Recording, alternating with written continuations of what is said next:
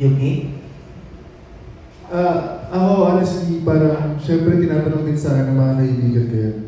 Pero since kasi pag nasa shoot kayo, syempre madaming tao and naka-plaster kayo ng sobrang shoutout sa mga nagsusot ng plaster. Sobrang sakit talaga niya. Swear. Hindi siya biro. So, isa yun sa mga factors din kung bakit hindi kayo malalala. Kasi masikip eh. So, hindi siya, alam mo yan, magagalit or ano. For me, hindi talaga. May sasabi kayo, Reyna, Sheena? For me, work is work. Ganun lang po. And that's it.